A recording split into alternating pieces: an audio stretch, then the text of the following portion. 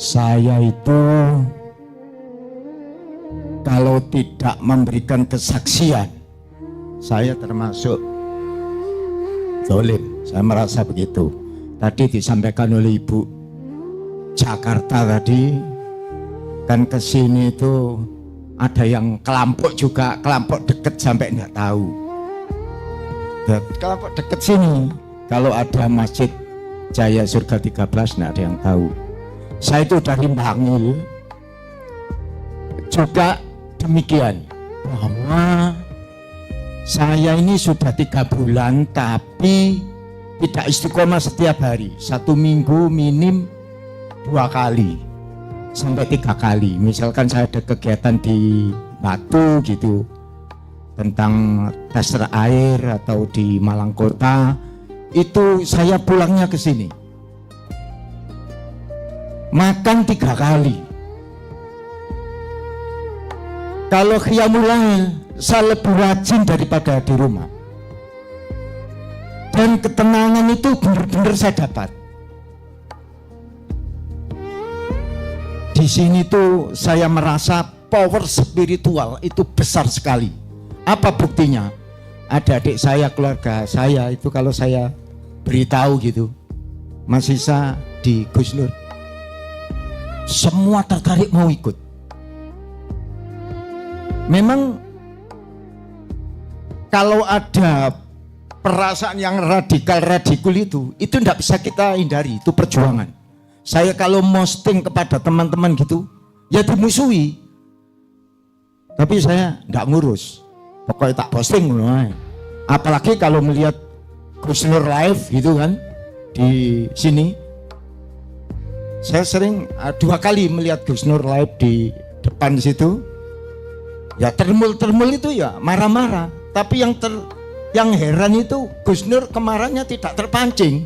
Itu yang saya juga akhirnya belajar. Lah ya dilokno sugih gendeng, sugih ngene, ya ora mangkel. Masya Allah. Jadi di sini itu secara spiritual tadi yang disampaikan oleh Ibu itu, Masya Allah. Saya merasa ketenangan itu saya dapat. Saya biasanya itu cari order luar pulau, Jakarta, Semarang, mana-mana. Setelah mengenal Masjid Jaya Surga 13, aku gak gabung oleh order teknologi air, enggak. Malah deket-deket sini, saya hampir gak ngurus untung, gak ngurus badi, gak ngurus saya. Saya malah, yaitu tadi, lebih rajin qiyamul lail, dan saya itu 3 toreko saya ikuti. Nek wirid esok sore ewan, tapi ketenangan itu tidak saya dapat, sungguh tidak saya dapat. Tapi di Masjid Jaya Surga 13 ketenangan itu saya dapat. Takbir, Allahu Akbar, takbir. Jadi itu benar-benar saya dapat ketenangan itu secara spiritual. Terus gak kupung golek ngene, mendak sudah. Dan yang kedua, maaf. Saya memang bawa mobil, tapi di kurungan itu. Tapi jujur demi Allah, aku itu jagani nek pas Gus Nur sak keluargane sak tim-time kemana itu kurang mobil. Agus, monggo itu. Sayang Gus Nur yo gak tau ngrepotno aku, padahal aku kepin direpotno. Nah, jadi seperti itu. Secara spiritual di sini saya mendapatkan ketenangan. Saya 3 bulan di sini tapi 1 minggu 2 kali. Dan yang terakhir ini 1 minggu 4 hari hari ini. 4 hari. Saya ada kegiatan jam 4 ke sini. Saya berita lebih tenang. Dan mendapatkan pengalaman orang-orang yang ke sini itu, ada yang ke sini bawa fitnah, ada yang ke sini bawa sodako, ada yang kesini itu wis pokoknya radikal gak seneng, banyak di sini saya jumpai. Tapi Masya Allah, Gus Nur dengan lapang terbuka dan menantu-menantunya, tim-timnya itu sikap semuanya, Masya Allah. Seperti itu kira-kira Gus Nur, matur sembah nuwun, pangapunten. Takbir, Allahu Akbar. Oke Bapak Ibu, jadi saya closing statement ya. Intinya kebenaran datang dari Allah, kekuatan datang dari Allah ya, bukan dari saya. Tapi memang aneh Bunda, Bapak Ibu, aneh-aneh. Datang orang 3 bulan di sini, makan tidur 3 bulan. Terus akhirnya minta pulang, minta dibelikan tiket ke Cikampek. Kita belikan ke Cikampek. Ternyata alhamdulillah 2 minggu ya, balik lagi ke sini. Di sini sebulan, makan tidur, alhamdulillah. Nah, lama-lama saya merasakan ini sudah mulai kehilangan momentum ini kalau begini. Nggak ada visi misi.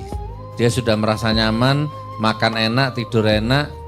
Nah, padahal rumahnya jauh di luar Jawa.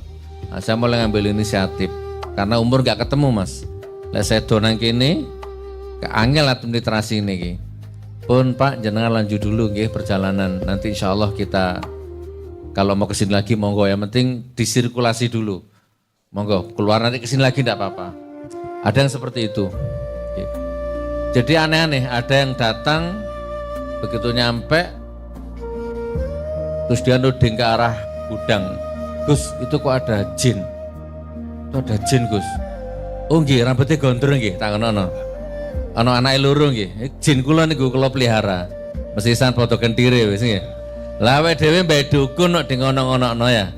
Iki nanti arahnya saya tahu nanti. Closingnya kemana saya tahu, ujung-ujungnya duit. Gitu kan? Ya udah, gampang, gak usah ngurusi jin. Wis samane kene tikaf, makan monggo, sholat monggo. Ternyata di sini ya nggak sholat Pak. Usum mau sholat dia malah tidur. Gitu. Usum orang sholat dia tidur. Terus saya dapat laporan dari Marbot, dia mulai merintah Marbot, bot jaluk kopi, bot jaluk kopi. Waduh, akhirnya kemarin kita usir dengan cara yang bijak. Pak, saya mau ke safar ke Jakarta, tolong jenengan jangan dilanjut, saman pulang dulu, nanti kalau saya datang, saman kesini lagi. Oh Gus. Begitu saya pulang, Marbot dikumpulin. Gus Nur kok tembus loh, memang rencana saya mau pulang ini, kok bisa ketemu sama Gus Nur.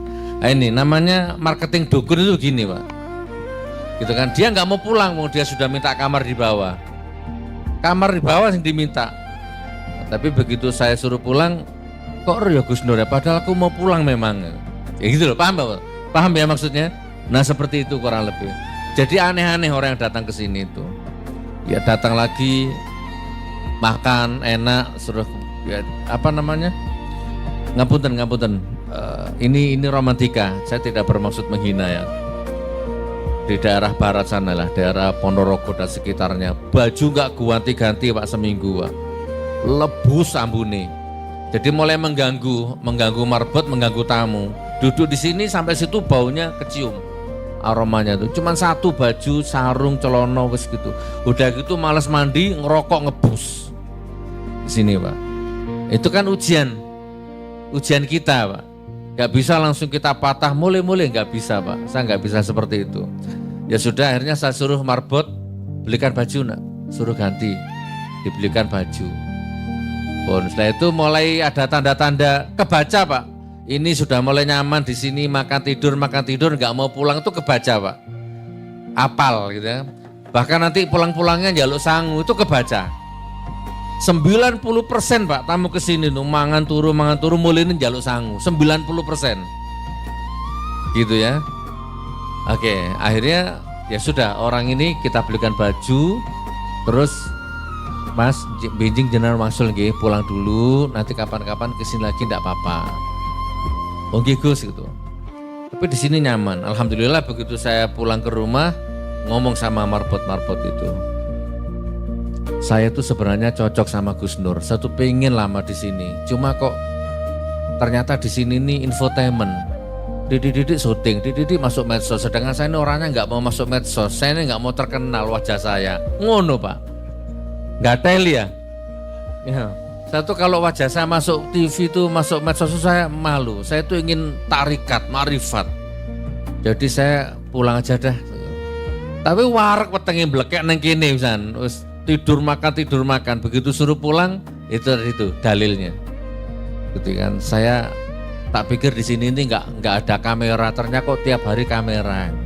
Tapi alhamdulillah dia sudah pulang. Alhamdulillah. Terus seperti itu. Tapi dia bukan musuh kita, nggak apa-apa. Seperti ini kan aneh nih, ya kan? Moro-moro jaluk mati, jaluk disolatin nang gini ya kan? Ya udah, Masya Allah.